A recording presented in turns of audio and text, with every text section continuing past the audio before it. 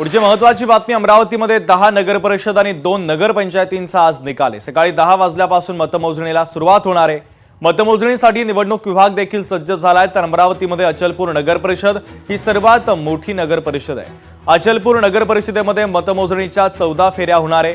मतमोजणी केंद्रावर 2000 पेक्षा अधिक पोलिसांचा बंदोबस्त तैनात ठेवण्यात आलेला आहे।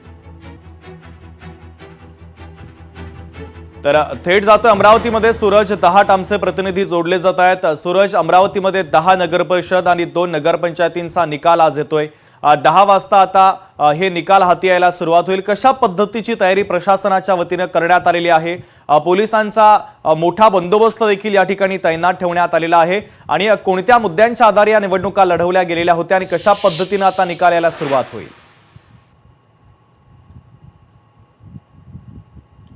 आपण जर पाहिलं, मी सध्या अमरावतीच्या चांदूर रेल्वे येथील मतमोजणी केंद्रावर आहे। या ठिकाणी जर आपण जर पाहिलं तर या ठिकाणी मतमोजणीची पूर्णपणे या ठिकाणी तयारी झालेली आहे। साधारणतः 12 नगराध्यक्ष पदासाठी जर पाहिलं तर 78 उमेदवार या ठिकाणी एकूणच या ठिकाणी रिंगणात होते आणि तब्बल 278 नगराध्यक्ष पदासाठी जर आपण जर पाहिलं तर 1250 या ठिकाणी जे संपूर्ण उमेदवार या ठिकाणी रिंगणात होते। जर पाहिलं तर अमरावती जिल्ह्यातील अंजनगाव सुरजीमध्ये जर पाहिलं तर ठाकरे गटाचे आमदार गजानन लवटे यांचा मुलगा उभाटा पक्षाकडून जर पाहिलं तर यश लवटे या निवडणुकीच्या रिंगणात होता। त्याच ठिकाणी जर पाहिलं तर उपमुख्यमंत्री एकनाथ शिंदे यांनी या ठिकाणी प्रचार सभा या ठिकाणी घेतलेली होती। शेवटल्या दिवशी त्यांनी प्रचार सभा घेतल्यामुळे मोठ्या प्रमाणात निवडणूक या ठिकाणी रंगात आली होती। तर कारण त्याच्या उपमुख्यमंत्री एकनाथ शिंदे यांच्या रोड रॅलीला मोठा प्रतिसाद होता या ठिकाणी एकूणच या ठिकाणी लागलेला होता। दुसरीकडे जर पाहिलं तर धामणगाव रेल्वे नगर परिषद मधून जर पाहिलं तर भाजपचे आमदार प्रताप अडसड यांच्या भगिनी अर्चना रोठे या ठिकाणी निवडणूक रिंगणात होता। त्यामुळे त्या ठिकाणी सुद्धा या ठिकाणी प्रतिष्ठेची या ठिकाणी निवडणूक असणार आहे।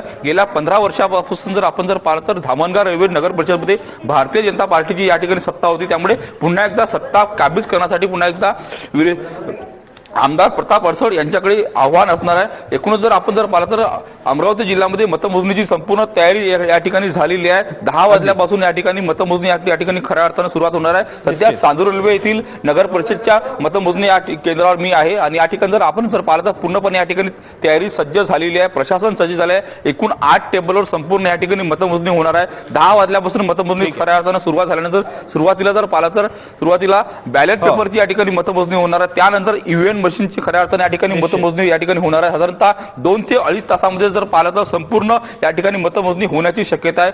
सर्वात मोठी नगर परिषद जर आपण जर पाहिलं तर अचलपूर सगळ्यात मोठी नगर परिषद नगर परिषद आहे, कारण का या ठिकाणी 99,000 पेक्षा जास्त या ठिकाणी मतदार आहेत। त्यामुळे तब्बल 20 फेऱ्या या ठिकाणी होणार आहे। त्यामुळे सर्वात शेवटी म्हणजे साधारणतः 2 ते 2.5 वाजता नंतर संपूर्ण अचलपूर मधला या ठिकाणी एकूणच या ठिकाणी निकाल या ठिकाणी लागणार आहे। त्यामुळे जर पाहिलं तर या ठिकाणी कोणाचं पारडं या ठिकाणी जड असणार हे सुद्धा महत्त्वाचं या ठिकाणी सूरज, अत्यंत महत्त्वाचे अपडेट या निकालाच्या संदर्भातले तुम्ही पोहोचवलेले आहेत। तुर्तास धन्यवाद।